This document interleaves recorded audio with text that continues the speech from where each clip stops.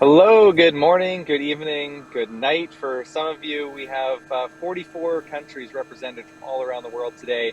And it's amazing to have you all back again for another live AMA with Jason. So excited, so many things that he's going to be able to share today. So we're excited to have you all here again. Absolutely, Mischa. What a journey this has been. About a year and a half since we public launched. Now we have an incredible community all over the world. And it's always a pleasure to share the updates on every single month. We'll be doing these since August 2020. Haven't missed a single month. And today we're going to have a lot to share. Jason is going to be giving a lot of details on the build of the aircraft. And it's also going to be an opportunity for you guys to ask questions. So remember, you have the chat there. You have to click on the chat, and then you keep on adding the questions. You're going to be adding the questions in our list. And at the end, we're going to go over all your questions. So pleasure to have you all. And now we give it to Jason. Jason, thank you so much for being with us today again. And it's a great opportunity to hear about the build of the aircraft. And what an amazing opportunity to have you here again and to lead us on this project. Thank you, Jason. Thank you very much, Ruben, and welcome back to Hill Helicopters, ladies and gentlemen. So today I'm going to do the usual update. We're going to cover four primary areas of activity in the company. I'm going to talk a little bit about the company and how we're developing as a business. I'm going to talk about the airframe, the drivetrain, and also the digital cockpit. So let's start with the company. Our product continues to resonate really well with all areas of the market around the world. We're now up to 416 HX50s and 88 HC50s, giving a total number of 504 aircraft sold. And I think that's actually gone up today as well. So that might itself be out of date since yesterday. You have to remember that we're a business that we're not just a helicopter company, we're a company that's industrializing the helicopter, bringing about this GA 2.0, this revolution in general aviation, making the aircraft more accessible and more capable and more desirable than ever before. And to do that, we have to build the business that's building the helicopter. So what you find is we have to spend as much time building processes and infrastructure as we do developing the helicopter at the moment. But the key advantage that gives us is it means that we will be ready to scale up rapidly at the end of the prototyping phase. And it also, of course, gives us end-to-end cost control, not just for the purchase price of the aircraft, but also for the price of spares and for our ability to provide low-cost insurance. What you can see in the video behind this slide is what you can see over my shoulder, which is one of our latest investments in terms of infrastructure, which is essentially our 5-axis CNC gantry mill. Those of you that joined us last month will be aware that I'd sent 2 of our engineers out to view a machine that was in stock over in Luxembourg. And since then, not only have we purchased the machine and inspected and then purchased the machine, we've had it transported to UK, and it's now sat there behind me waiting to be installed. And this really marks the initiation of our ability to be able to make all of our composite components in-house, right from patterns through to molds, through to the very components that go into your aircraft. And it's that kind of end-to-end control, that kind of vertical integration that allows us not only to make these aircraft faster, but to control the costs as we do it.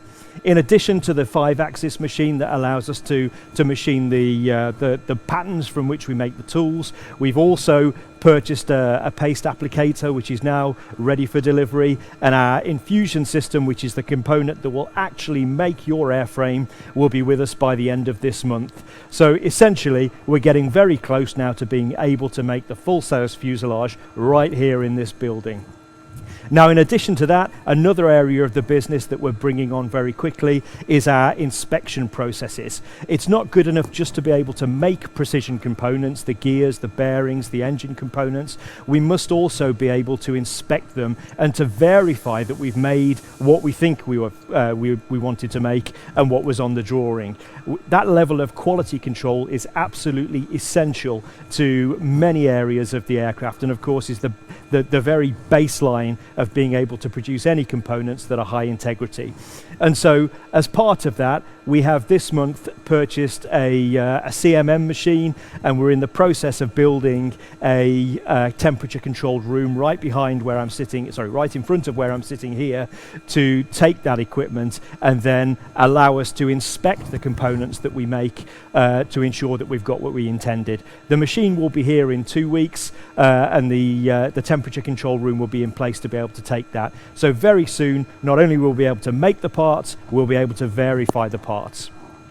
Now, all of this growth, of course, significant investment in new equipment, new processes, significant growth in our headcount. This all needs more space. And so as a result of that, this week we have concluded the deal on taking on 2 further short-leased facilities very close to where we are now, which we're calling DC2 and DC3. And those are the facilities that will house the composites activities that go on in the business, and also what I would call the messier activities, the fabrication, the casting, and the stuff that you really need to keep separate from the precision machining and the final assembly.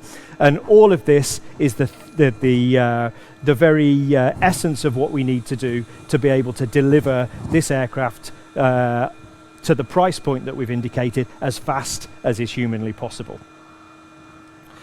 And then in addition to all of that, all of these activities, of course, are fueled by our people. And so the team is growing to support all of these new activities. We've now onboarded our new combustion specialists, so we've now got 3 industry leaders working with us to ensure that our new annular combustor not only meets the performance requirements, not only meets the stability requirements for higher altitude performance, for relight at higher altitudes and in adverse environmental conditions, but also to make sure that right from the get-go we're capable of running on biofuel and sustainable aviation fuels, which was always the objective for GT50.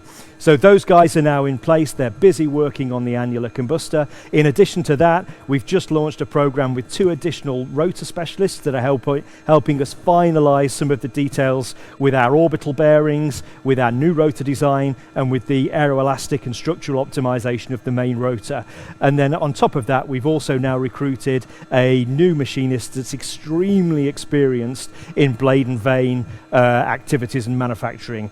And along with that, to look after us all, we've also supported some further business support staff to make sure all of the day-to-day activities within the business are delivered promptly and effectively. So the whole company is growing and we're making great progress. Let's now move over and talk to the activities that have been going on about the development of our airframe and our composites activities.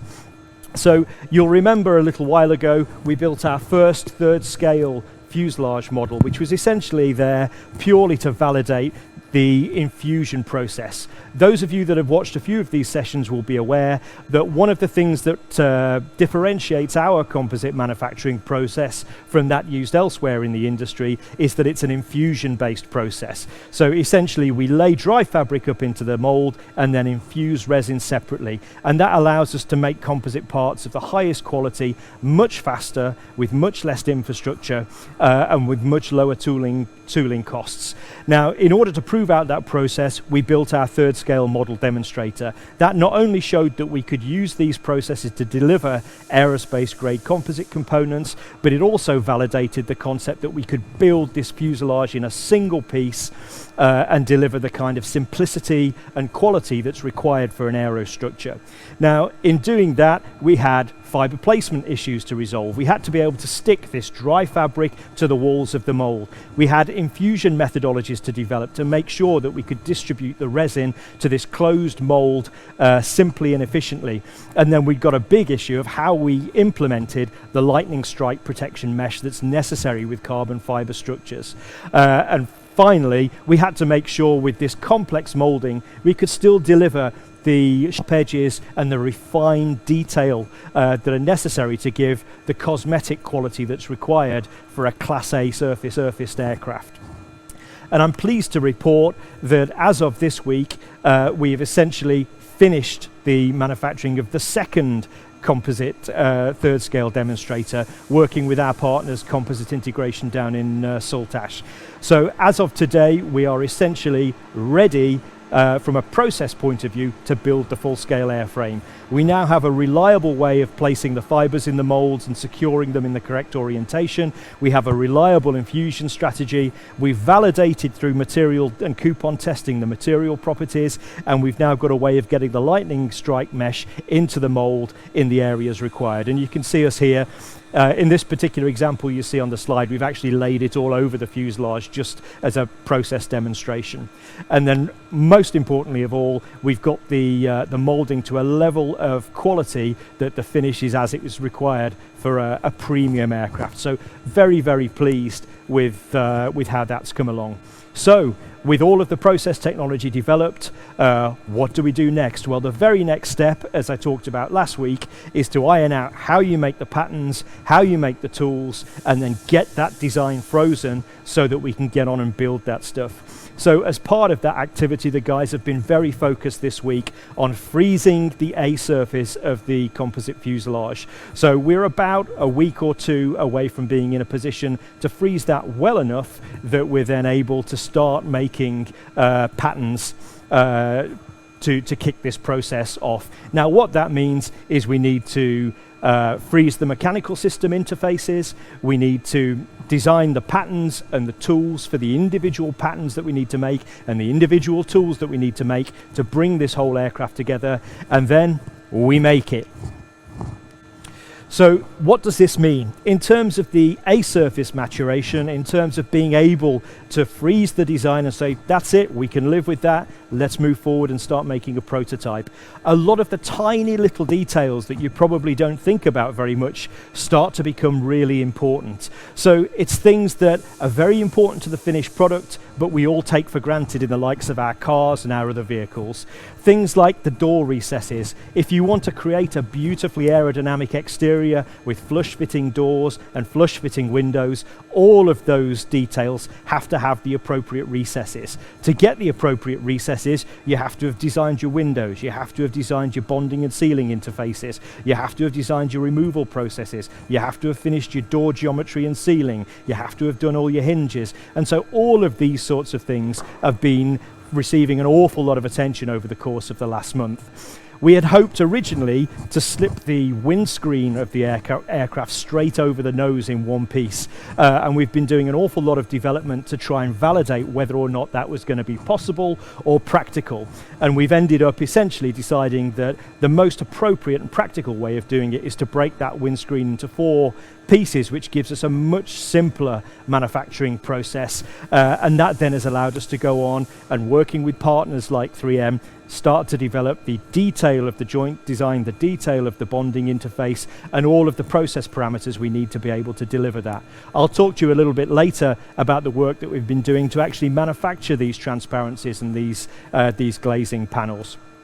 The other thing that we've done is all of the structural design, which is substantially developed already, has received another pass through finite element analysis and structural design, and we've made a further number of tweaks to eliminate some stress raisers, improve the quality of the design, and deliver the simplest, most refined structure that we possibly can to go into that first structural prototype. Some of the other things that we have to think about to be able to freeze this, we've had to revise the engine bay to take account of the new and refined engine, the smaller package, the new way that the engine mounts into the fuselage. We've had to look at things like the battery and the avionics placement. We've dealt with the issues of the door threshold, because you can't have fragile composite flanges on the door thresholds because they would rapidly be damaged and they'd suffer from water ingress and things like that. So we've designed a level door threshold, which is important for robustness for HX customers, but it's even more important for loading and for robustness for the HC customers later on as well.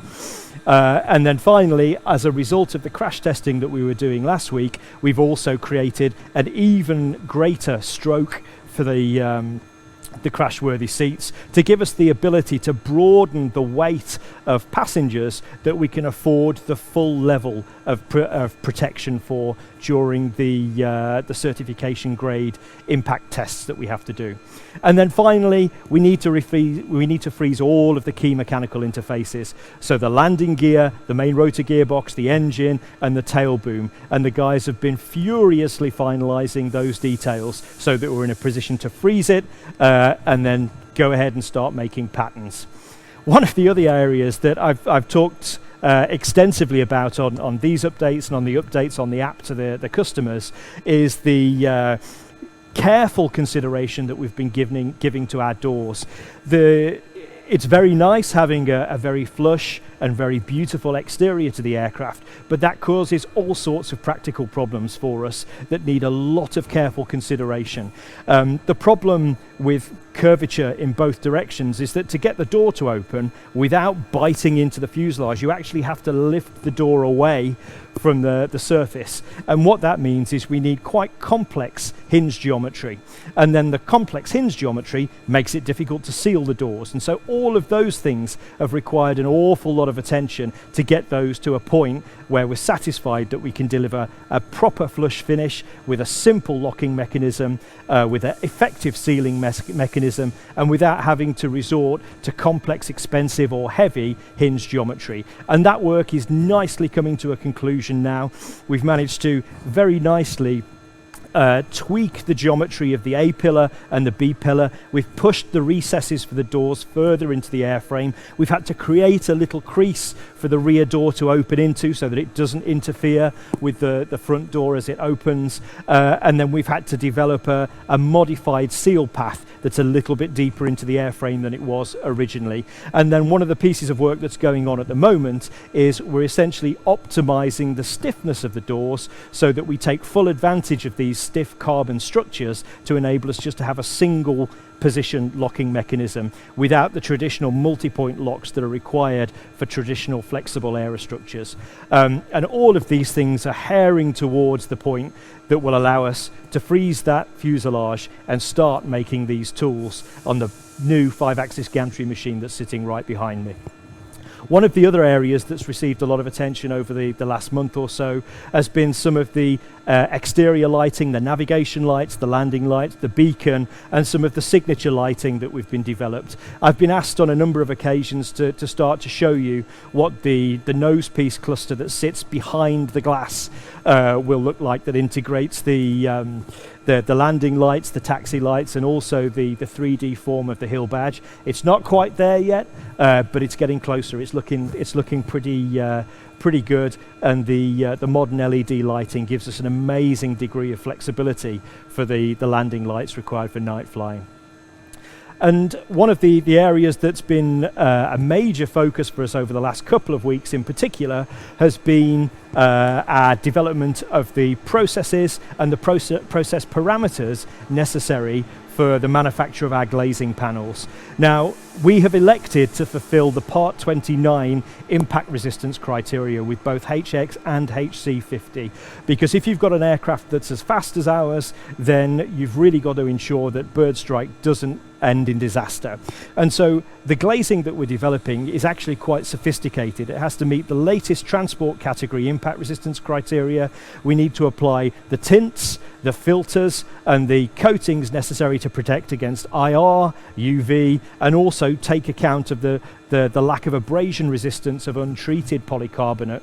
And then we also have to develop all of the processes to do with priming, bonding, and screen printing the little details that you get that mask the adhesive and sealant layers when you bond the windscreen to the exterior of the aircraft. And all of that stuff has matured very nicely to support the fuselage freeze and to allow us to start manufacturing the tools and what have you.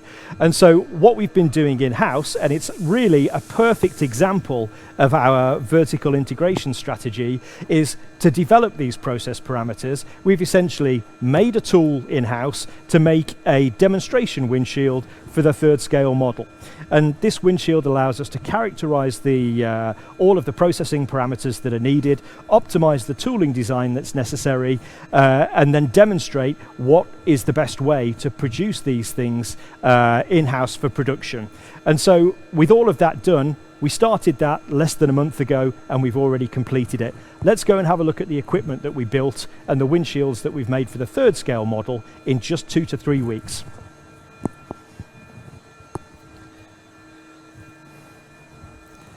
So both acrylic and polycarbonate windshields are essentially thermoplastics, and you can form them as many times as you like by heating them up to their forming temperature and then laying them over a tool. There are two fundamental ways that you can do it. You can drape form, or you can vacuum form, where you suck the part down onto a tool and it conforms to the shape of the tool. So purely for prototype purposes and purely to allow us to very quickly demonstrate that we can do this in-house, we've fabricated a quick oven. We hang the polycarbonate here and then subject it to heating below. That gets the material nice and soft, and then we can take the material over to a simply fabricated tool that we manufactured on the 3-axis machine over there. And then in this case, we've drape formed. And within 6 or so attempts, we've managed to optimize the process parameters to get the visible of the windshield, the formed area, to a level of optical clarity that's perfectly acceptable for what we need. So ignore the exterior parts of the windshield. What we actually do is we cut all of that off to reveal the finished part. But if I just show the windshield there, even with this simple tooling, we're very, very quickly able to optimize the process and then be in a position to manufacture not only windscreens, but to define the tool and to define the tooling and also the equipment we need for production.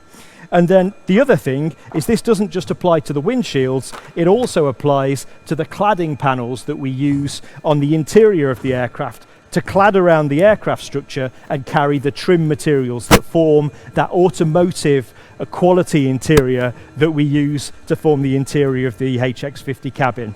So with all of that in hand, what we've essentially done is got ourselves into a position where we can produce all of our own polycarbonate, impact resistance, aerospace quality windshields in just a matter of weeks with very little cost and time. Now, you might very well ask, why on earth would you go to that trouble? Why don't you just outsource them? Well, if you compare the cost saving that we make by making these things ourselves to what it would cost to manufacture these outside, then essentially when you consider we've got 12 different transparencies and about the same number of cladding panels within the aircraft, I've only got to manufacture 25 aircraft sets before we've essentially paid for the capital cost of the machine that does all of this for us. So in this particular market, with the market conditions that we live and work with, then it becomes a no-brainer to bring these things in-house, have control of cost, have control of quality, have control of scheduling, and deliver a world-class quality aircraft at the price point that will bring this industry back to life again. So let's move on and talk about the GT50 turbine engine and the progress that we're making on that. So we've got 3 key areas of the program that are progressing in parallel with the engine at the moment. It's important that we advance both the design, the verification, and the manufacture of the engine together. And so essentially what we're doing right now is Saif and his team are busy developing the aerothermal optimization and modeling that we need to release these parts for test.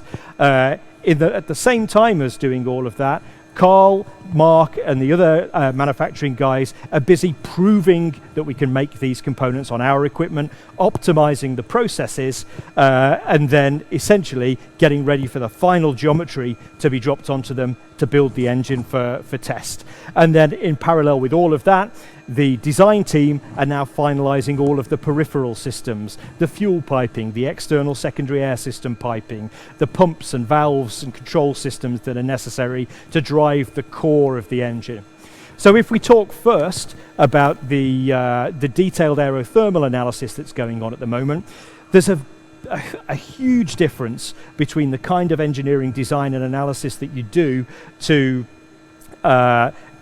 rapidly iterate to the concept design of the engine and get the engine roughly into the shape that you want it over that's required for certification, for manufacturing, and for release to test. You have to understand that these turbo machinery components spinning round at 50,000 RPM will very quickly go through a building if they let go during a test. And so it's vital that we have complete confidence that not only they perform broadly as we expect they will on test, but they're safe. And so to that end, we're developing certification grade analysis and modeling to bring the engine up to the level where we're satisfied that we can release it for prototype production and testing.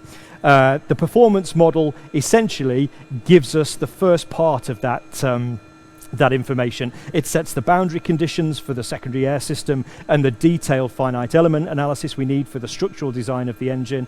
And it also gives us the operating characteristics that feed into the design of the FADEC and the control systems. We also have a very detailed secondary air system model, which is all the squiggly lines you can see in the background of that slide.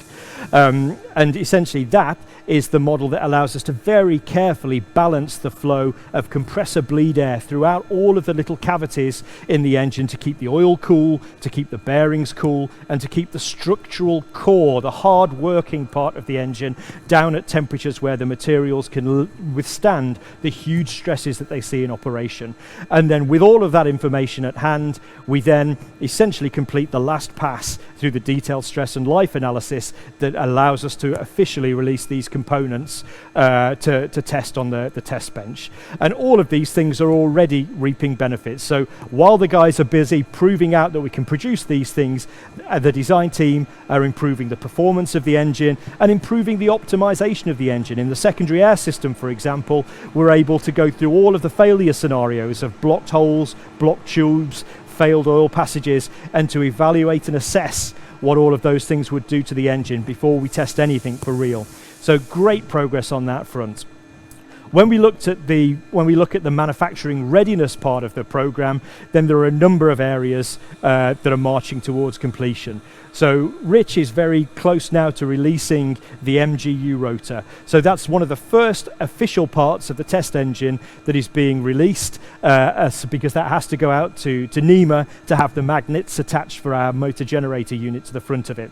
While that's been going on, we've been working on our curvic couplings, which I'm going to show you in a second, along with both the 9+9 impeller, the titanium readiness program, and a whole bunch of other little tiny details that are vital to make all of these things work together. So if we talk now about the latest version of our compressor, the 9-bladed, 9-splitter-vaned impeller, which is the current release of the design, which is the actual one we'll run on the engine. There's a lot of detail that goes into the design of that compressor, including the curvic couplings, the labyrinth seal detail. But not only that, it's not just about the structural and the aerodynamic design, it's about how we manufacture this thing efficiently, how we move it from roughing onto the 3-axis to have its curvix couplings cut, and then how it gets onto the 5-axis to have its blades cut. And so Carl and his team have been developing a series of very carefully designed work holding and mounting systems so that we can take the same workpiece from one machine to another quickly and effectively. And again, if you look at this in terms of vertical integration, we're not only developing the prototype parts here, but we're developing the processes that scale directly into production. Let's go and have a look at how we're getting on with the curvix coupling machining over here.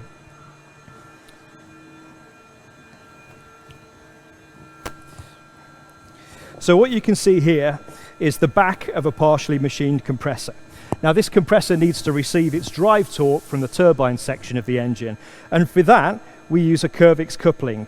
Now this is every bit as complicated to make as a spiral bevel gear, and so the machining strategies, the tolerances, the measurement approaches that you need to make these things are extremely sophisticated, and they're vital to the safe running of the engine. So we've been busy developing the processes to stick this kind of coupling on both the front and back of the compressor, and what you can see here is just how this thing works. So this coin that you can see here is essentially an insert that goes into the work holding that we use to hold the compressor on the machines when we're going from machine to machine and manufacturing the parts. But what you can see is when you engage them together, they lock tight and provide a self-centering function so that the rotor and all of the components on the shaft run true and provide minimum vibration for safe running. So delighted with how that's come together.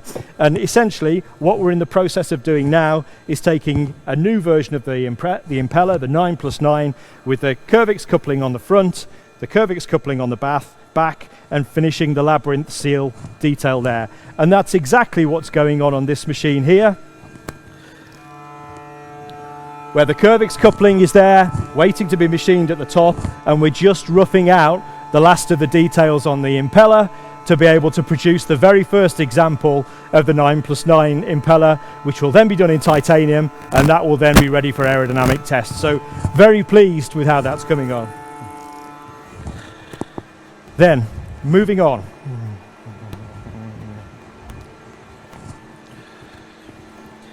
So, with a thoroughly modern engine, it's only right that we engage with additional thoroughly modern manufacturing processes. Now, gas turbine manufacturers for a number of years now have been embracing additive manufacture, or 3D printing as some people call it.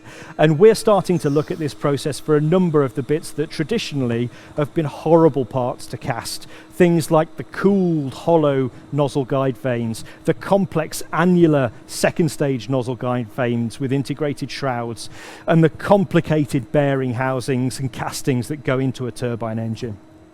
We're currently working with a number of additive manufacturing companies to look at 3D printing as an alternative to wax molding. So for prototype engines, instead of having to make or machine a wax part to investment cast, we can take a 3D printed part, which is much, much faster and much more cheaper. And we're also looking at this as an out-and-out casting replacement, both for some of the low-temperature alloys and also for the static components, the non-rotating components in the engine in some of the super alloys. That's very much work in progress at the moment, but the early results that have come back from the feasibility study are really, really encouraging. The machines can be productive enough, we can produce the parts fast enough, and the capital cost to get into this is certainly no worse than the casting route. So we're very, very pleased with how that's coming on. If we then talk about the development of the transmission system, obviously the precision components that go into the transmission, the gears, the bearings, and all of the stuff that supports that is the absolute bread and butter of a helicopter company. A helicopter company is far more a helicopter is far more a machine than it is aircraft. And to that end, you have to be able to produce these components to the highest possible quality if you're going to be an aircraft manufacturer. So a lot of our attention over the last month has been about furthering those efforts within the company. So we have a very mature transmission architecture across the aircraft now. The main rotor gearbox, engine bevel box, speed reduction box, all the drive shafts, and then the tail rotor box are mature. I don't really expect to see any significant changes in that at all. They all meet life. They're exactly where we want them to be. So the focus now is getting to the point where we can manufacture reliably, repeatably, gears and bearings to tolerance. And to that end, what we've been doing in-house over the course of the last month is taking the 30-stage process that you need to make an aerospace grade gear and then laying out a 188-step program to deliver the first ground test and flight test gears. There are 16 different types of gears, all of which are critical to flight on the aircraft. And so we have to go through a very systematic approach of qualifying every single stage of that process to deliver these gears. We've bought all of the machining capability in-house now, the roughing and the very specialized hard machining, the final cut of these teeth in the hard condition, and all of the measurement and the various other processes. We've got a very, very tightly managed program together to deliver these gears so that we can get them on the test bench and test them. Now, one of the interesting things that this program has sort of triggered within the company is it's really forcing the company to grow up. We are not a technology company. We are a manufacturing company, and manufacturing stuff is hard. The logistics involved, making sure you've got everything in place when you need it, and making sure you can control the huge number of activities that have to be coordinated to be able to make sure that the helicopter is there when you expect it to be there is a big job. And so the program planning, the technical planning, the resource planning on the machine, the coordination with external subcontractors, the detailed documentation, all of those sorts of things has stepped up a gear over the course of the last month to enable us to deliver these ground test gears followed by the flight test gears that are fundamentally of airworthy quality. So really pleased to see how that's coming on, and it's great to see the first of these in-house gears starting to come off the production line as we speak. To a similar vein, we've now essentially managed to release the very first GT50 gas generator bearing for manufacture. So the design was frozen about 2.5 weeks ago. Craig has broken out of his gear drawing program to be able to draw this one up so that we can get it released to manufacture. So we've now got the most difficult bearing in the whole engine frozen and ready to start manufacture. We have the material in stock, we have all of the equipment commissioned, the staff trained. Now it's just for us to get on with it, build that bearing, demonstrate its capability, and then roll that process over the rest of the units that go into the aircraft. So very, very pleased with how we're moving along with the bearings and the gears. That's the key elements of the helicopter that we have to get right to make it work. So if we talk briefly now about the digital cockpit, there's been an awful lot of work going on in the background to bring this vision of VFR flight of the future to fruition. So we all very much view that the digital cockpit is very much a defining feature of HX50 and GA 2.0, something that's simpler, more intuitive, and provides a significant workload reduction over what's gone before.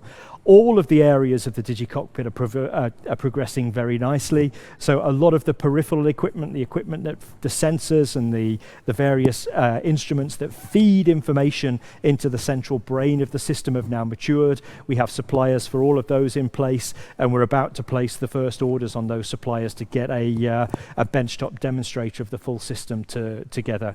We're progressing with both the hardware and the software development. And most importantly, we're hopefully going to be pushing go on the final stage of the UX development. So doing all of those deep corners of the user experience, the deep menu levels that you guys haven't seen yet, and getting those finished and embedded on the hardware. So we're hoping to be able to push go on that over the course of the next day or so. One other area of development that's been a keen focus of the last month is how we develop a viable ecosystem to integrate some of the much-loved apps within the digital cockpit environment. So our original philosophy for the digital cockpit was that you essentially only put the things on the aircraft that were never going to change. Your airspeed indicator, your altimeter, your torque gauge, the things that were fundamentally tied to the performance of the aircraft. What we didn't want was to have a system where things would become out of date, a bit like the really old GPS you might have in your helicopter that just looks out of place compared to an iPad. So by putting the iPad there in the center of the cockpit, you get the best of both worlds. Hardware that is readily upgradable and upgrades at the same pace as your apps. That was very good. That was very good, and that still is the core focus of the company. But we've received a lot of feedback from customers that if we were to create essentially a monolithic glass screen across the cockpit with a 3-screen solution, then being able to integrate those apps, being able to have a big 15.6-inch navigation screen, which offers more computer power, better cooling, obviously no problems with battery life, was seen as a big advantage to many of our customers. The challenge was that that's very easy if you happen to be an Android user. It's much more complicated if you use an app that only supports Apple. Now, to that end, we've been doing a lot of work with a couple of the app developers that are in that position to make sure that there is an ecosystem that's a win-win commercially, to allow us to support Apple apps within of the digital cockpit. And I'm pleased to say that we have a very clear roadmap for that forwards now, and we're in the process of commissioning some trials to demonstrate just how effective that can be and just how much of a benefit that might be. The downside of all of that, of course, is that helicopters live for 40 years. So in that time period, it will be necessary to manage the life cycle of the apps, the life cycle and upgrade cycle of the hardware and the screens to make sure the aircraft stays up to date. And that's an issue that we're wrestling with a little bit at the moment. We know that we have a way technically to deliver this. We have a really nice way of being able to transfer data between your iPad, your phone, and the onboard systems, but we've just got to manage that obsolescence and make sure that doesn't become a burden for our customers. In addition to that, another area that we've been working on as part of the peripheral systems for the aircraft is our modern approach to access control. So the aircraft is sold with a keyless entry and central locking system. It's vital that system lives up to customer expectations, so the kinds of things that they've come to expect from their cars. But at the same time, we have to recognize that helicopters have a very long life. So the technology that you have on your smartphone today isn't likely to be the same as it will be in 10 years or 20 years or 40 years. So we've had to take a hybrid approach where, yes, we can provide smart unlocking using the smartphone technologies that are offered. What you can see in the video there is the smartphone app actuating the central locking actuators that live in each of the doors. But we also need to provide a simple radio fob and a mechanical key as well to ensure that if any of these things become obsolete or if there's any problems with these things in practice, then you can always access your aircraft and you're never locked out. So pleased with the progress that we're making on that front.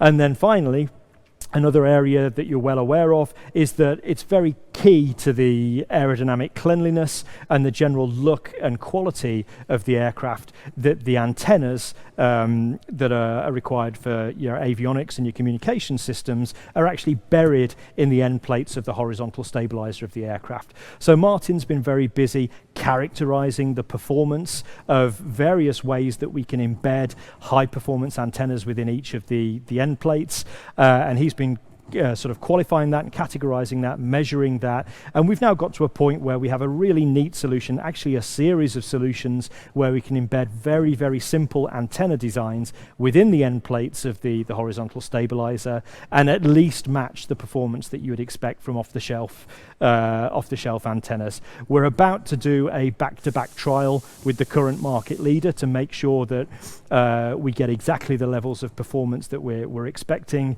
but very quickly that's another area of input into the airframe that will be frozen to allow us then to march forward and produce that whole aircraft demonstrator. So on that note, I'll pause for breath and be happy to receive any questions that you guys might have. Okay, wonderful. Thank you, Jason, so much for the update. Always incredible. I always look forward to it. There's so many things going on. It's almost hard to keep up with. It's really great to see. So you guys have already been sending your questions in the chat. I encourage you to keep that up. We have some here, and we'd love to have lots more. So definitely keep sending those questions over in the chat. Jason, the first one is going to be about updates with the CAA. Has there been any status updates with the CAA regarding the self-build and how that's going to look? No, the position is still the same as it's always been. We were in a meeting regarding the various design approvals with the CAA 2 weeks ago, and that's all marching along as expected. So there's no hiccups there. We're totally satisfied with the response that we've had from the CAA to date, and we're bang on track with that. All right, that was a good one and easy. From Ryan Heath, we have a question. I'm interested to understand whether you will be able to instruct PPL on an HX50. So we've been round the buoy with this a few times. Fundamentally, it depends where you are in the world. Now, in the UK, as it stands, amateur-built helicopters are explicitly excluded from being able to do PPL training on. But the only reason that is the case is because there isn't an amateur-built helicopter available in the UK that meets the airworthiness codes that are required to allow that to happen. So there's a document called OSR 4 1393, if I remember rightly, that defines what privileges permit to fly aircraft can have in the UK. And in there, it says that you can do self-fly hire and some flight training. You can do ab initio flight training for existing owners or syndicate members, and type ratings for non-members. Type ratings for non-owners, and then self-fly hire. So you get those privileges in the UK when you meet an acceptable level of airworthiness. So HX50 will meet that standard, so we expect to have those privileges conveyed. But if you want a carte blanche approach, then you would need to wait for HC50. Okay. Manuel is asking a question about operating costs for the HC50. So what do you see the difference in the HX to the HC50 for operating cost? Fundamentally, not a great deal. I think the parts will be priced essentially the same. The insurance will be more expensive for the HC50 because of the nature of the operation, and the maintenance, they'll fly more hours, so they'll need more maintenance. So there'll be a small uplift, but not a great deal. The whole point of HC50 is that we give operators a machine that has predictable operating costs that are low enough that they can actually make business in their own right and own their own aircraft. All right. And also from Manuel, we have the question about how many HC50s are left for owners at the actual price, the special price for the HX50 owners, Jason. How is that, and how does it? How many are available? You might be better answering that question. Yes, that's a better question for Ruben. All right, yeah, okay. It's a sales question. Okay, I want to get. Okay, all right. So the program that we currently have is that when you buy an HX50, you are allowed to buy a position on the HC50 version at a very special price that is exclusive for HX50 owners. And the current opportunity is that after you buy an HX50, order an HX50, you have up to 30 days to buy any number of HC50 versions at 575,000 pounds. So it's a 150,000 pound discount with a 50,000 pound deposit. So that is current. And I think that Manuel is asking until when, or what is the number of aircraft that are available. We haven't decided that yet, and just take advantage if it's still available. And I can assure you that this price will be no longer available once it's publicly launched to the general public, when the HC version is available for anyone to order. Okay. And Don is asking the question of how much does it cost to fill up the gas tank on the HX50? Now, I did some math on this, Jace, because you may not have it off the top of your head, but 175-gallon fuel tank at approximate current prices in the U.S. right now of about $2.50 a gallon. We're looking at about $450 US to fill up the tank. But I don't know if you want to add any comments to that, Jace. I think the only thing I would say is that for most private owners, or for most owners of aircraft, then your fuel cost is the least of your worries. It's the smallest of the costs that you have to manage. So our approach has always been, we'll make a very fuel efficient engine, but the power is worth more than a smaller fuel bill for the kinds of people that we sell to in the most part. Okay. Okay, great. That one is done. And next one from Brad is, what are the implications of operating an experimental helicopter in the US? Can you go over that regarding flight over density populated areas or high density populated areas, and if there are any restrictions at all or not? So the experimental system in the US is about the most flexible anywhere in the world. It's a wonderful place to be an aviator, and there are very few restrictions. The main advantage is the extent of freedom that you get with owning an experimental aircraft, and the reduced burden for maintaining it and everything else. So the way we're handling operating privileges is the same in the US as it is in the UK, which is the privileges that you're afforded with any type of aircraft are based on what the basis for initial airworthiness is. So if you develop an aircraft and show it to meet the full certified standards, then your privileges will be based on that. The restrictions that some territories place on experimental or amateur built aircraft are very much about the sort of lower level of oversight that the authorities provide to allow people to build aircraft at home and to have a low cost way of making home built and amateur built aircraft.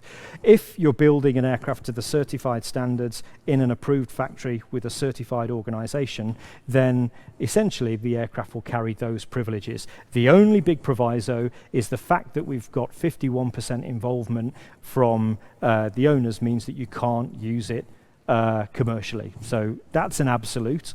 There are certain territories around the world where more things are possible, but fundamentally the only major disadvantage, if you see it that way, of having an experimental category aircraft is the fact that you can't do commercial work in it. So you can't use it for hire and reward. Okay, excellent. And the next question is from Trevor, but I think I misspoke on the last one. My fuel cost was off. Sorry, it was $4.50 a gallon. So you're looking at about $785 to fill the tank, but that's going to vary dramatically throughout the world depending on the costs. But can I just add one point the to next that as well, question? Mischa? Yes. Yeah.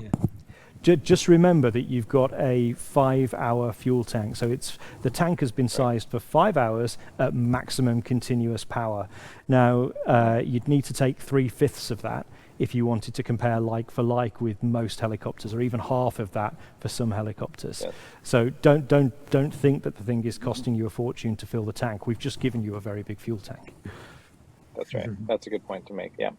And then the question from Trevor, this might be for us to answer as well, but just wanted to confirm the present price of the HX50 and what is the date set for manufacturing to deliver. So current opportunity right now is a 50,000 pound deposit, or sorry, a 30,000 pound deposit with a 50,000 pound discount. So you get your aircraft right now for 445,000 pounds. And manufacturing for serial number currently, the next one available is 419. And so you'd be looking at about this time of the year in 2025 for those aircrafts.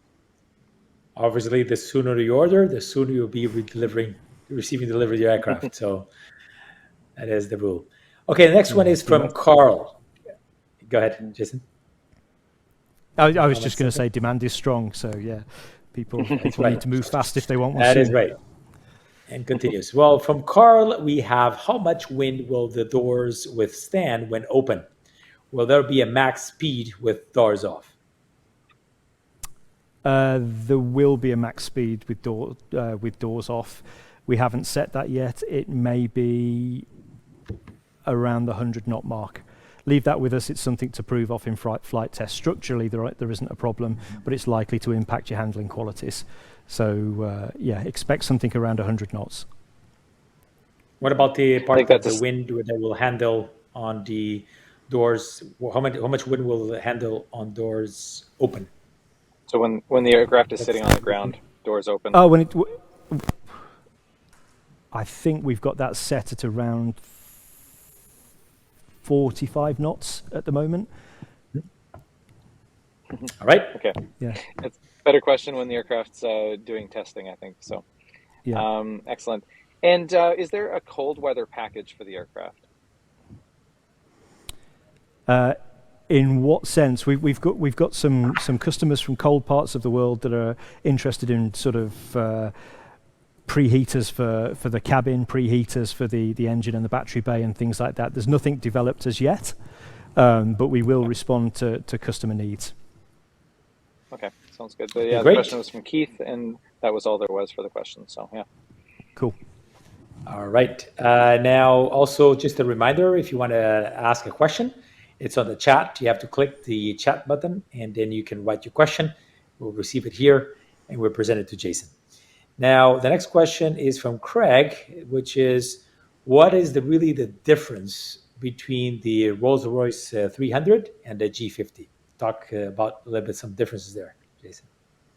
It'll sound very different, actually, because of the different combustor technology. I think essentially the Rolls-Royce 300 is an amazing engine with an amazing pedigree, but it's a fairly old engine. Now it has relatively high fuel consumption, and certainly the lower the Rolls-Royce 300, the entry-level model of that series, doesn't have a great deal in the way of electronic engine control. It's a hydromechanically designed engine. So that means that the pilot remains responsible for starting and shutting down the engine carefully, not over-temping, not over-torquing, those sorts of things. Whereas GT50 is designed to make that whole process a lot simpler.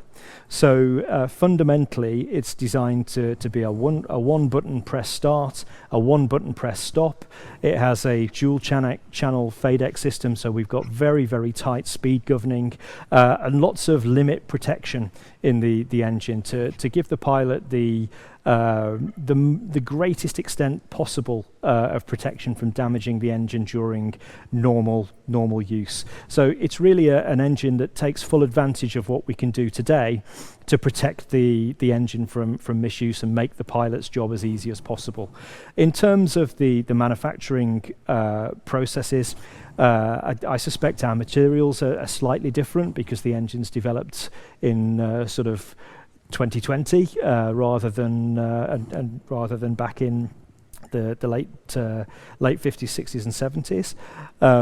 And I think the manufacturing approach we take in a number of areas is also different. But fundamentally, it's just a modern, production-orientated gas turbine engine designed to be cost-effective and easy to use. We have slightly better fuel consumption and a much easier control system, but that's the top and bottom of it. You forgot one point, Jason. Biofuel. I forgot biofuel. Yeah, sorry. Yeah, I forgot that as well. Yeah. The price. So the price of engine. So two other things. The main advantage. There's two main advantages to us doing our engine. First is we get to control the price. So we get to deliver an engine that's properly suited to HX50 that unlocks all the performance, all of what the helicopter can be, and still deliver that at a sensible price. What we're used to paying for small gas turbine engines bears no resemblance to what it costs to develop them and what it costs to approve them and what it costs to manufacture them. So by us doing that ourselves, we can reinvigorate this engine by giving you guys the performance and the refinement that the aircraft needs to be truly attractive. And the other thing that we're doing is we're future-proofing the engine. So the whole combustion system is designed from the ground up to accept sustainable aviation fuels and biofuels, so that while the whole electric thing works itself out and we find a way of storing enough electricity to make electric aircraft possible, we can deliver a degree of carbon neutrality that ensures that we're looking after the environment to the best extent we can. Okay. Next question is from Keith, and he's asking about flying in the rain. So how much rain could you fly in for the engine? Like, how much could it handle before you'd consider flaming out, essentially? That is part of the development work that we're doing on the combustor and the engine system at the moment. It's also to do with how we design the inlet system, because the engine's got quite a contrived inlet path. So the simple answer is quite a lot, because it rains a lot over here. But it's one that we need to deal with subjectively on the flight test program. So the engine's designed to withstand quite heavy rain within the limits of VFR flying, however. Good. Excellent question. So the next one is from Neil, It says, how many hours of bench testing is planned on the GT50 prior to installation into the first flyable HX50? It'll be about 1,000 hours before it goes into the flying prototype, because the flying prototype does most of its work in the first couple of hundred hours. So not a great deal to get us up and moving so that we can decouple the two programs and keep moving forward at pace. We will then continue bench testing and take the engines all the way to and past their anticipated overhaul life as fast as possible, and that will be done on multiple engines. It's going to be a noisy place to work. Yeah, that's what I got DC3 for. All right. Keith is asking about will there be a rotor brake? Sorry, Mischa, say that again. You broke up. Sorry, Keith is asking, will there be a rotor brake? Yes, there is a rotor. There is a rotor brake. So there's a disc type brake that's fitted to all aircraft as standard, with a control for it in the roof panel. Okay.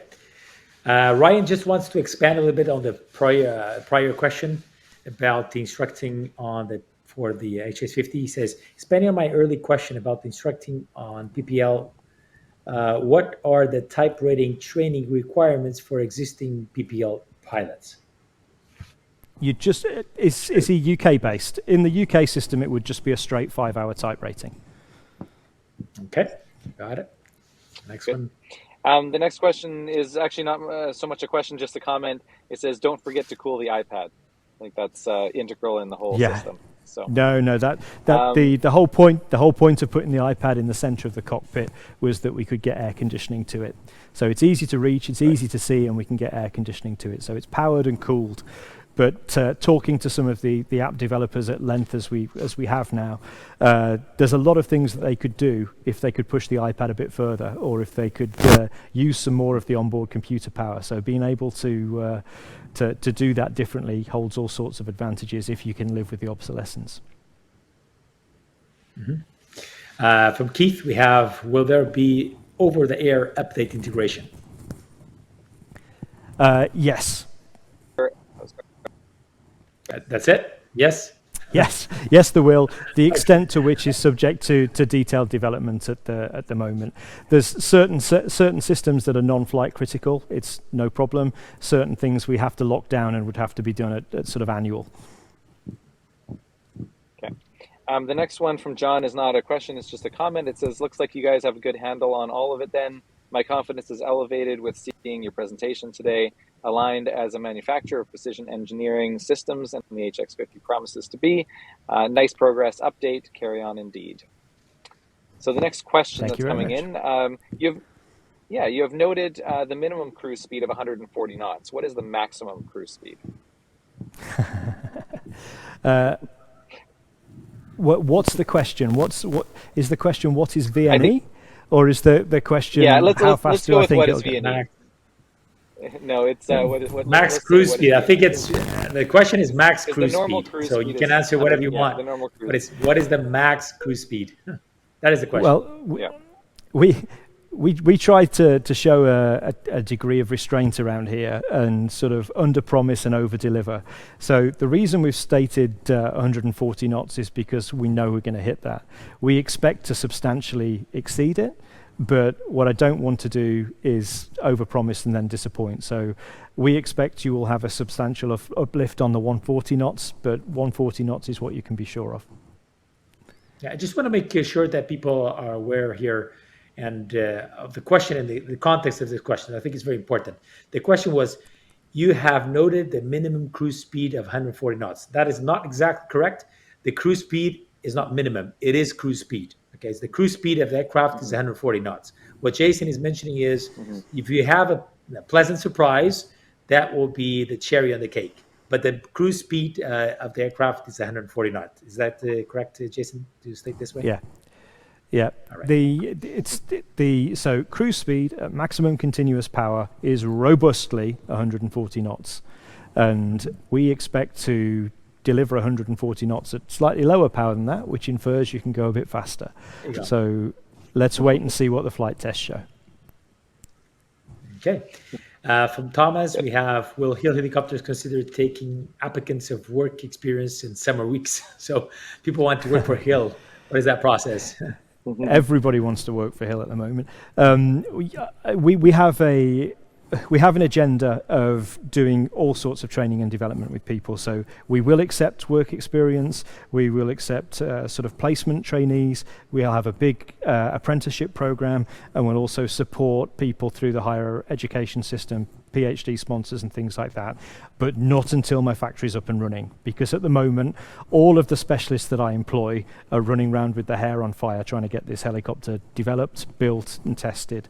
And so at the moment I know it's a very exciting place to be for engineers and aspiring engineers. We do want you, we welcome you to come and engage with us, but right now we have to focus on getting the product to market, because without the product to market we're not going to be in a position to support future engineers. Good. The next question is, can you provide further detail with regard to the sorry, you flipped a little bit there. It's just breaking up, so it's infotainment. Yeah. Mm-hmm. Yeah, so there's an integrated infotainment system which will essentially allow you to share any content that you've got on your iPad or any content that you've got on your phone through the system, and then that will be piped around the aircraft via the iPad, and that includes music, it includes video content. We've also got a system that manages the cameras around the aircraft as well. So on the second screen, if you're not a flying front seat passenger, you can use some of the rear view or forward viewing cameras as well. It also manages your phone integration so that you can make and receive phone calls where local legislation allows. And what else does it do? And there's a few other bits and pieces actually as adding well. on that, and I have a curiosity on it, Jason. My question: Yeah. Will they have any type of integration with CarPlay, so you can have your apps there, like running on the system, just like you have on your car, like CarPlay? Is that close of integration? Yeah. It's one of those things that we've got to be very careful about, because cars live for 10 years, helicopters live for 40 years. So what works today will run out, the software will outstrip the hardware in the future, and we end up with a program of needing updates. And we don't know where the screen or the hardware technology will be then, so it might not be easy to get a drop-in replacement that far down the road. So at the moment, it's a self-contained system. It's not CarPlay, and it's not the Android version of it either. So it's self-contained so that we can control it, so that we've got the ability to keep it working longer into service. All right, great. From Thomas, we have, can you talk about the back end of the electronics and avionics? So that's the Avidyne part, right? Yeah, that's an area that's a subject of quite a lot of flux at the moment. So we're having some challenges with Avidyne in terms of a number of commercial issues with them at the moment. So it looks very much like we'll be leaving the Avidyne box and putting a drop-in replacement that we're developing ourselves. So we won't carry the cost associated with a lot of the IFR stuff that's built into that box, and we'll have a much simpler solution that's better tailored to VFR.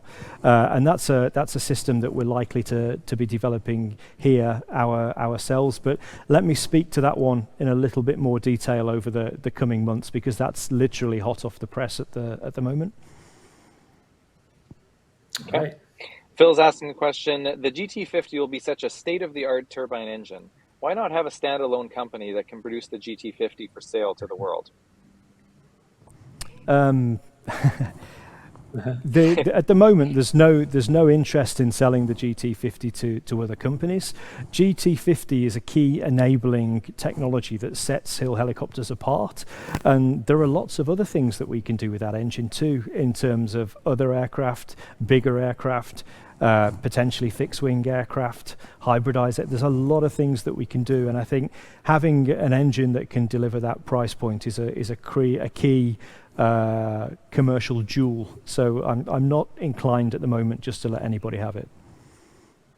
And like surprising surprising people have asked for it. Commercial jewel. I'll never forget that one. GT50, the commercial jewel. All right. The next one is from Keith. How will it integrate into the cockpit, the cabin flow logistics? What will be available to passengers, and how long will their connectivity work? How would it? I think you're talking about the integration of the cockpit with the experience of the passengers as well. I think we have gone over that, which is the so in terms of rear seat entertainment and things like that. In fairness, we did look at that when we were designing the cabin. We thought long and hard about putting screens in the back and things like that. And I've owned Range Rovers now for many years, and the first one I bought had these big screens in the back seats and things like that, and the kids never use them, and then in this day and age where everybody's got a portable device and iPads and things like that, the iPad is usually a better experience and a more tailored and personal experience than the stuff that you can build in. And of course, the stuff we build in will age terribly compared to everything else. So my view is the best approach for that is to keep it simple, provide power, provide connectivity, and just let people use their individual devices.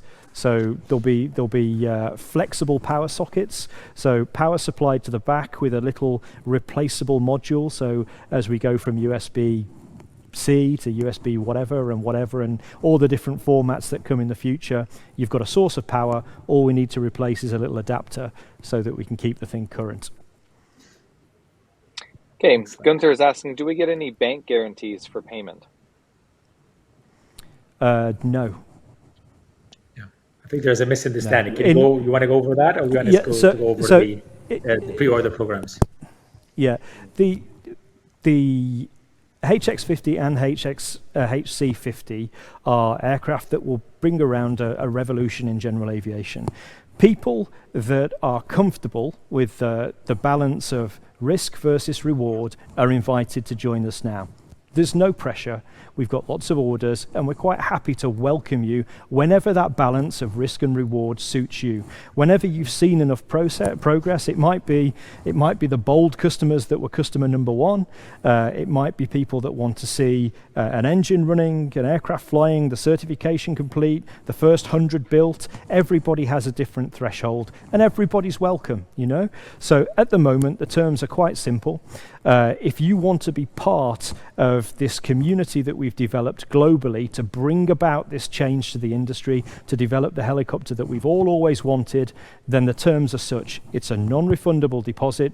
You share the risk with us. I've put everything I have in the world into developing this, and we're partnering with people that are like-minded that want to bring this about. And together, we will get there. Excellent. Very good. About delivery, Tanjis is asking, when is the first helicopter planned to be delivered to customers? So as it stands at the moment, production starts in the summer of 2023. Okay. All right. And how did you derive the selling price before it was ever built? Also, are prices of the time of deposit fixed? Yes, the price point is contractually fixed. In terms of how we derive the selling price, there's lots of ways that you can do that. We've obviously got a very intimate knowledge of what it costs to build these parts, the levels of investment that are required to get into production, and we've also got comparators for what other manufacturers produce at, what we know the aircraft can be produced for, because other people are doing it. And then in terms of that, we've also designed an aircraft that's very, very production orientated. It's an industrialized helicopter, as I said earlier. So with us sitting comfortably in between some other helicopters and aircraft of similar size, we know that we can hit the price point. Excellent. Michael is asking, how many more add-on options do you envision offering? Do you have any in mind that aren't listed on the website yet? Will there be any interior customizations available? Yeah, I think the anything within reason, anything that there is a significant customer demand for, we will endeavour to support. There will be options, there will be customizations available. So I think we've got a modest selection of colours and trims on the website at the moment. I expect that to be expanded dramatically from launch, because in the kinds of volumes that we produce aircraft in, it doesn't make a great deal of difference to the cost of the materials for us to buy batches for individual aircraft. So there will be options for extensive additional customization, and there are options for us to do very similar things to what the sports car special vehicle divisions do, but one thing at a time. Let me get the thing working, let me get it to market, and then we'll refine the range of options a little further down the line. But yes, you can expect more, and you can expect us to be very responsive. Okay. Mischa, I can pick up the next one. Yep. Let me just pick up the next one because it's fine with that. There's no secrecy. Yep. No secrecy. So somebody asking, Don is asking, hey Ruben, you don't have to answer this question. It's private.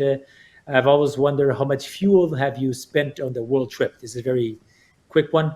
So we have nothing to hide. I did the calculation. It was 26,000 liters, okay, to go around the world for 330 hours. And he says this because he has a motivation of doing that on the HX50. And I think in the HX50, you're going to be more efficient.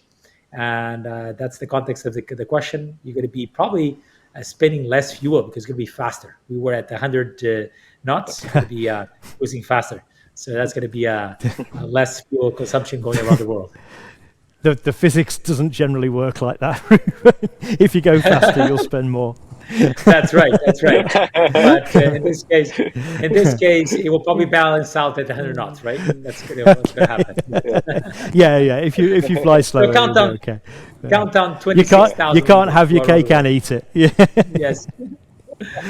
26,000 liters. That's what you need. Yes. Yeah, there you go. The next one says, this is extremely thrilling. How to be an actor on this journey. So I think the question is more of how to be a part of this whole journey. And really the best way to be a part of it is to purchase an aircraft. You know, we have an owner's app. Everybody gets access to the app once they purchase the aircraft. And it really is an incredible journey. You know, Jason gives weekly updates on the app. And I think that's the best way to be part of this journey. So I think the next question from Carl. Yeah, sorry, go ahead, Jason. Let me just add something to that. I think the one thing we didn't say when we were talking about the bank guarantees and things like that is that the people that are engaging with us now, we're not just selling the finished helicopter. You know, we're selling the journey to the helicopter. We're involving the customers in the creation of the helicopter.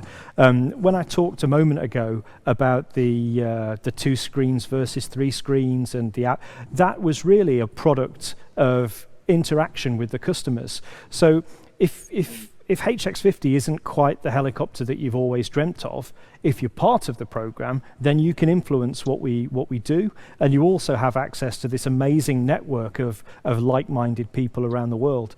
So there are lots of ways to get involved at different levels, but it's important to remember that, you know, we're all a bunch of parents to this helicopter. It's not just me and the immediate team here.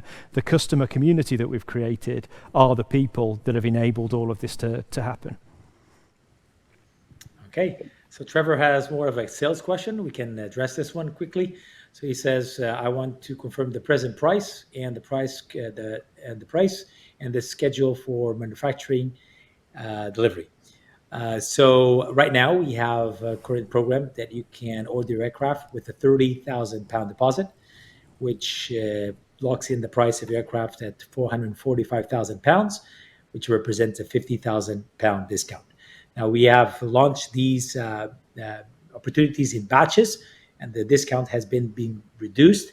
And this program, we have the last 7 left. Okay, so these are going to be going fast for sure. Usually the last part of these programs really go fast. We have 7 left under the conditions of £30,000 deposit, £50,000 discount.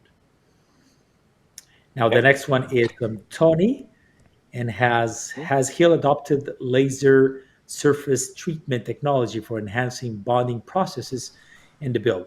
If not, could you please schedule if not, could we please schedule an introductory meeting to discuss? So he wants to discuss something about the bonding process.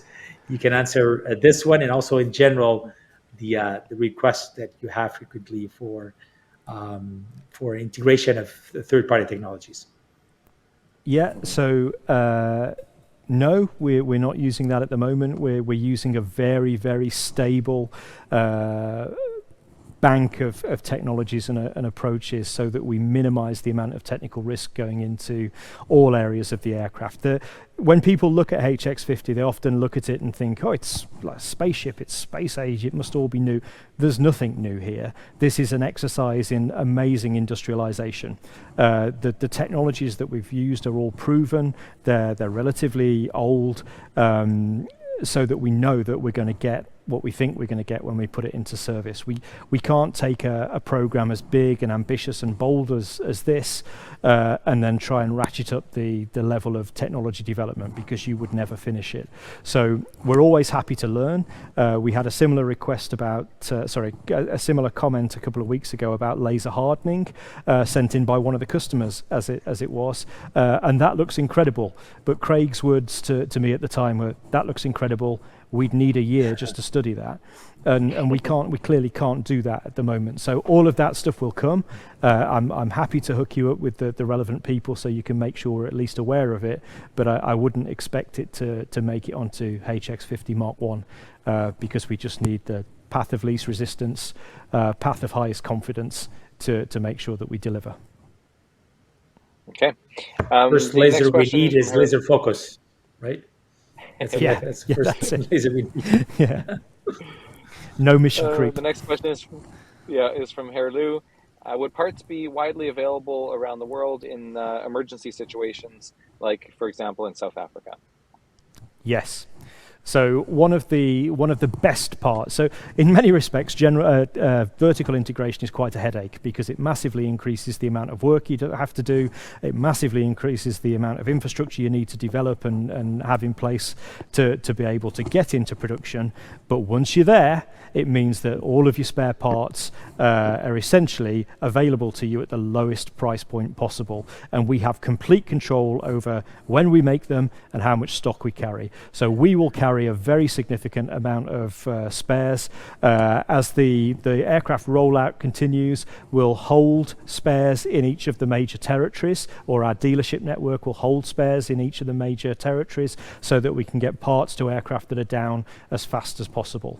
So you've got to be realistic. It's a new type and it's a new business. It will take some time to get there. But because we make the bits, we're not a small fish trying to get a big supplier to knock us out a couple more.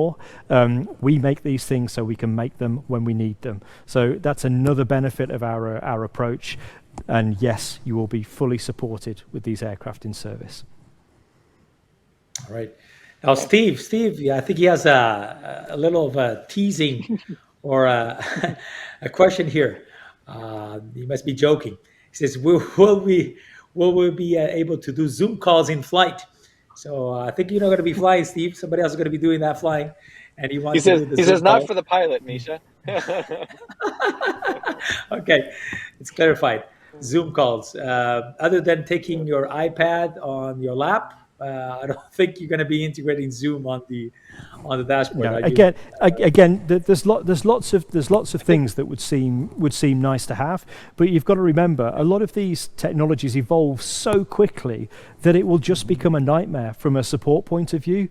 These aircraft need to age gracefully, and for that they need to be really the minimum viable product. You need just the stuff that will never change as the aircraft ages to be the essence of what we provide, and then use your go on.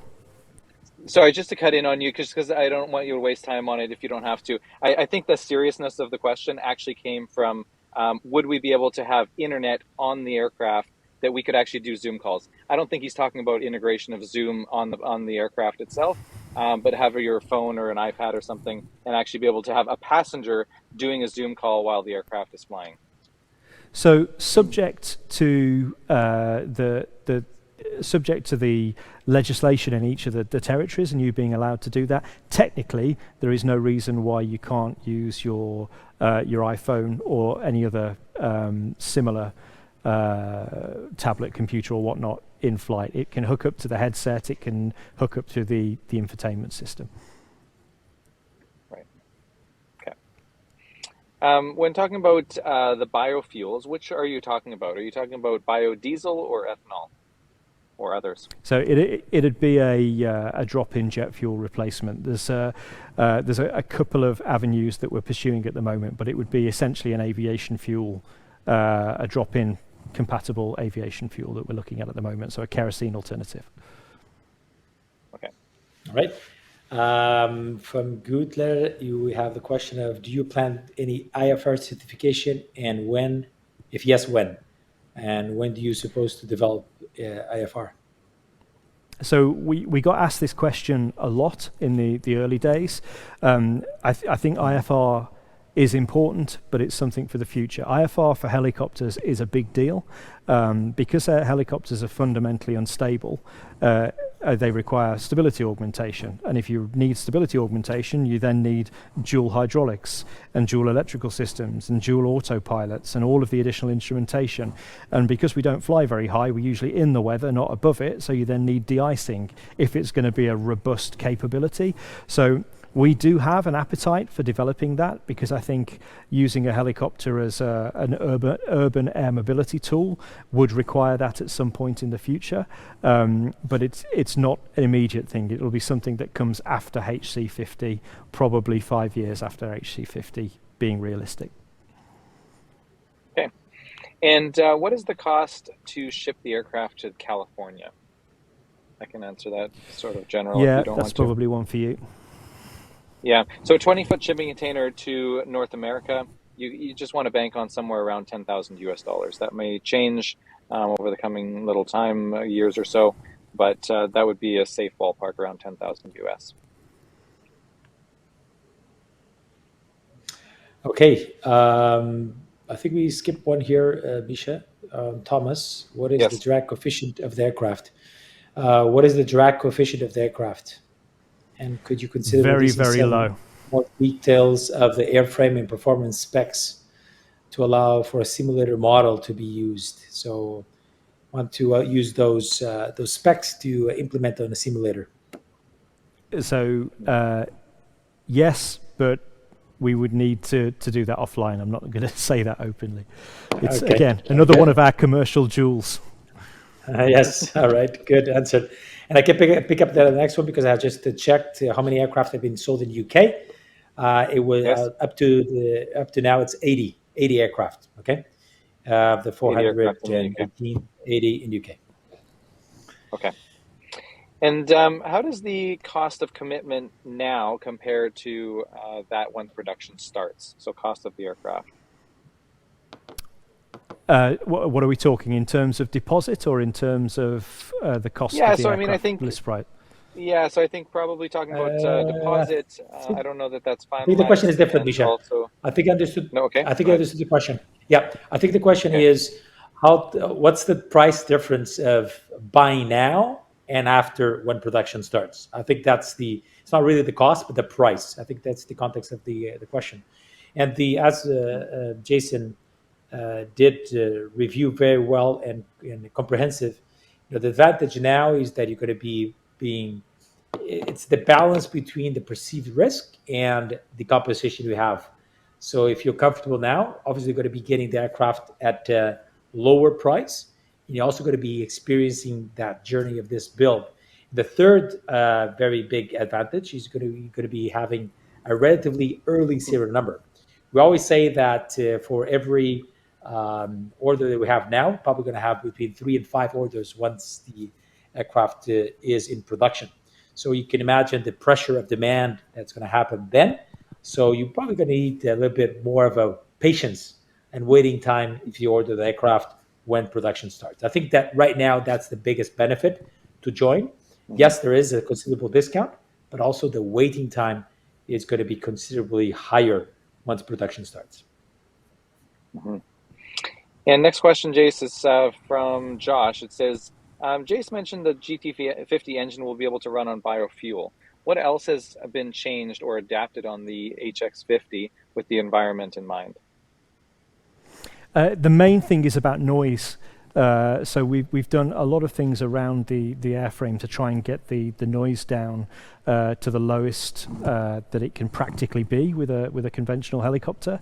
So the main rotor geometry has been designed to have a relatively low tip speed and a parabolic swept tip to try and reduce the noise during in high-speed forward flight. We've got a ducted fan with a very low tip speed to try and get the noise from the tail rotor and the interaction between the main and tail rotor down to the lowest it can be. And then we're taking every opportunity we can to silence the inlet of the engine and to silence the engine bay and a lot of the mechanicals to try and keep the noise from all areas to the lowest that it possibly can be. So that's the main other area of focus. The two biggest problems that we've got in aviation are from a helicopter perspective is the traditional reliance on originally leaded avgas and conventional jet fuel, which we solve with the biofuels, and then the noise impact, and that's as much an operational nightmare waiting to happen as it is an environmental one. So we're addressing both of those right from the get-go. All right. Craig's asking, you anticipate the delivery of the first aircraft in 2023. What is the anticipated annual delivery thereafter? So what is the capacity after that? So the factory that we're developing at the moment will have a peak capacity in its initial format of up to 1,000 per year. So we're starting with 250 a year in the first year and then going up to 500 per year. It may well be that we end up increasing the first year's production to 500 per year, and then we'll see how we go from there in terms of sales, demand, and upscale the factory accordingly.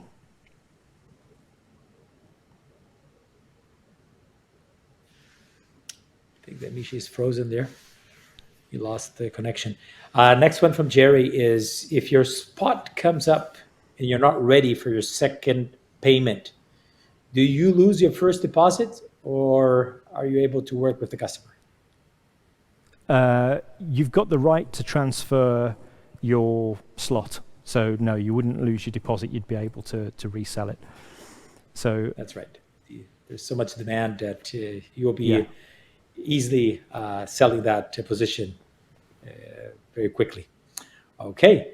Next, and I should say we have got all of the processes in place for that now as well. We've done that for a couple of customers whose circumstances had unfortunately changed. Mm-hmm. Okay, from Brian, which make of, this is a curiosity question, I believe, is which make or model helicopter do you fly now, right, Jason? I'm a 66 pilot, so yeah, I've flown the 66 for 44 and 66 for many years, and I've flown the 66 regularly since 2019 now. So yeah, it's a great private helicopter. It is. It took us around the world. Only good things to talk about. The 66. I also fly it, but I'm anxiously waiting for my HS50. So that's what I can tell you. All right, so the next one is from Roch. I'm in South African, and I would like to know if you have support structure outside the UK for services and support. We have covered that, but you want to give a little bit more overview of your plan of service and support. Yeah. So the first thing to say, South Africa is a massive market for us. We have lots of South African customers, and so there are lots of people in your home territory that you'd be able to talk to within our customer ecosystem. The plan at the moment is every aircraft is sold with a maintenance type rating course. So whoever your mechanic is in your local area, you can bring him to the factory as part of your purchase price. We'll train him and equip him to be able to look after your machine domestically, and then you've got the kind of support that you need right on the doorstep.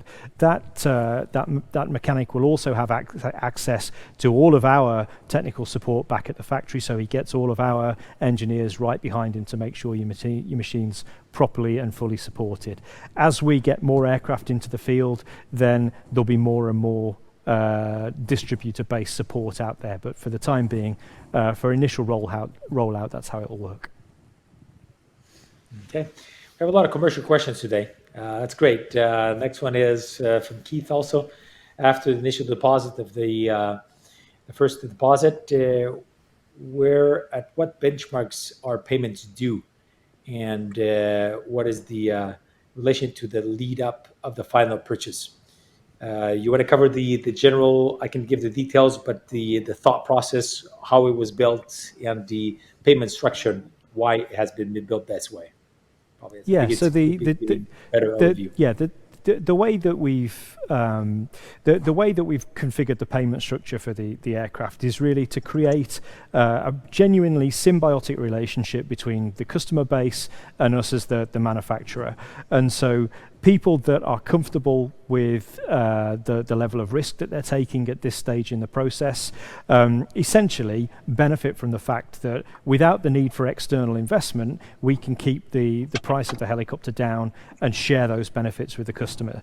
And so we've structured the payment profile essentially so that we don't need vast amounts of external funding to bridge until we've been in production for a couple of years. So the basic payment format is there's a non-refundable deposit up front, and then there's a payment due for roughly half of the balance at 12 months prior to your aircraft being built, and then the balance payment is due 3 months prior to your aircraft being built. And that's really to enable us to keep the price down, to avoid external influences in the company that would tend to diverge the vision for what this future for GA is, and to give you the best possible deal that we can. Okay, so Roy has a comment. Can't wait to fly this cutting edge helicopter. Yes, all of us are dreaming and wanting that, and it's going to be a reality very soon. We have another question, which is from Gregory. We have another one, Mischa, which is Gregory. If an aircraft is shipped on a container, example of Houston, what will be the requirements for doing the final assembly? So can you talk a little bit about the final assembly once we receive the aircraft in our location?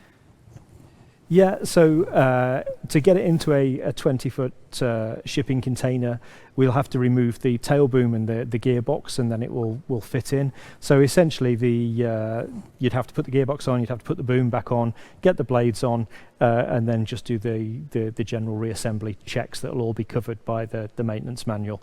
And if you've had your maintenance guy at our training course as part of your program, then he will have been trained in how to do that as part of his type approval.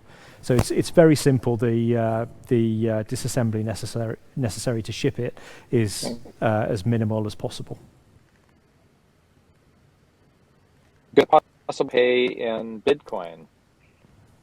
Yes, we have a gate. So we have a gateway so that people can pay in Bitcoin. We use the Coin Corner gateway. So Hill Helicopters doesn't accept Bitcoin directly. We only accept currency in sterling, but the gateway, you pay the gateway, you take the volatility risk, and then we receive sterling. So yes, you can. Okay, next question from Roy, and we're kind of ending here the questions. If you have any other questions, please write them down now, because we are getting to the end of all the questions. So think about them, because it will be closing soon if we have no other further questions. But from Roy, we have, did you say that you will train my maintenance team at no additional cost? How many? What is covered in that cost? So he's looking probably to send a big team, Roy. He's sending a big team, Jason. Well, he can talk to me about that. The what's included is your maintenance guy, a one. but talk to us. We obviously there's something in it for us to have as much maintenance support around the world as we can. So we need to get as many flying instructors, examiners, and maintenance technicians trained as we possibly can around the world. So we'll facilitate anything that we can. The training really isn't a money-making venture for us. It's about making sure that our customer base is properly supported around the world. Mm-hmm. Good. Right. And I think we're running out of questions here. We had one question earlier, I believe, that might have been missed. It was a question from South Africa, and they were about would it be possible it's a customer that we have right now. They have an HX50 and an HC50. Would it be possible for them to make additional payments now on their aircraft because they're unsure of what the currency is going to be like in the future in South Africa? It's possibly looking more unstable. And so would it be possible for them to make extra payments now? Yes, sure. Okay. Jason won't say no to your money. Okay, so the best thing to do would be to get at this point to get in touch with Michelle, and that can definitely be facilitated. Yeah, we've dealt with that on one other occasion, so all the paperwork's in place for that. All right. We have one last one here now. You will make the 1/3 scale model. Have you thought about the model available for RC freaks out there? But the 1/3 is not really a flyable machine, right, Jason?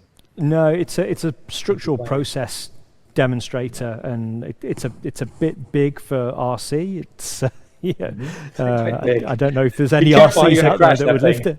Yeah, we have made step files available to some people for making RC helicopters. So we have a 1/6 scale model that we put in the wind tunnel a few years ago. So the step file can be made available for people that want to make models. We've done that for some people already. Mm-hmm. Okay, I can answer the merchandise one about the jackets. Actually, we have seen the prototypes, and they're looking really, really nice. Now they're going to be going into production and choosing some colors and all that. Those are going to be available soon. But the supply chain of the textile is much more complicated than helicopters right now. It's very, very complicated. All right, so we should bring it in house and vertically integrate it. Yes, we should. That'd be a good idea, wouldn't it? We'll always have more questions. Go ahead, Mischa. We have a couple more then. Yeah, just a couple coming more. in. Yeah. So Steve's asked the question, what is the engine out expectation to main rotor stall in seconds? So I think the question, to rephrase, I think you probably understand it. If from the time that the engine quits, how long do you have to get the collective down? It depends whether you've got the 4-axis autopilot or not. So it's the inertia that we've got in the rotor system is about the same as a Bell Jet Ranger. So the autorotative properties will be similar to that. Maybe a smidge smaller than that. So it's benign compared to what most people will be used to. One of the benefits of going to a 4-axis autopilot is some of the envelope protection and some of the things that you can do with RPM management when you have an engine failure. And so one of the modes that we're looking at with the 4-axis is the initiation of the collective down and the cyclic flare on the pilot's behalf. It can be overridden, but those kinds of things are being worked into some of the modes of the 4-axis system. So it'll be very, very benign. Okay. Excellent. We have how many units in build cycles? Yeah. Build cycles will be clusters like in a class unit. So if you want to know how many are going to be building simultaneously at the factory, how many owners? I think at the moment that is an area that's in a lot of flux because the demand just keeps going up and up and up. So you can expect some elements of the program to be totally individual. So eventually you will end up in a build cell where you're building your helicopter with your own instructor. Other areas of the program can be done in classes. So the build program is divided into distinct areas. Some where you're doing the doing that you're required to do to build the aircraft. Areas of the aircraft that you're not expected or are not included in the way that we add up the 51%. I still want you to see how we make gears, how we make engines, how you balance engines, all of those sorts of things. And those will be done in a much more group-orientated fashion so that we can move people around the production plant in a much more intelligent way. So it'll be mix and match. So everything from on your own through to, not on your own, single instructor to client ratio, through to moderate size classes for the things that you don't legally have to do yourselves. So yeah, we'll keep updating you on that as the program definition evolves. Wonderful. All right. All right. Great. I think we have ended the list, and it was great session as usual. Again, we have been doing these sessions every single month, and the next one is going to be May the 10th. 10th of May the May. 10th. We're going to be having the next Ask Me Anything session with Jason. It was really a pleasure to have you all. We had people connecting from all over the world. And it has been always, as always, a very clear answer from Jason. We appreciate your time, Jason. And thank you again for taking the time with being with us and to follow the journey, the build of the HX50. Thank you and have a great day, evening, wherever you are. Have a good day, everybody. Thank you for everybody that's joined us. Thank you very much.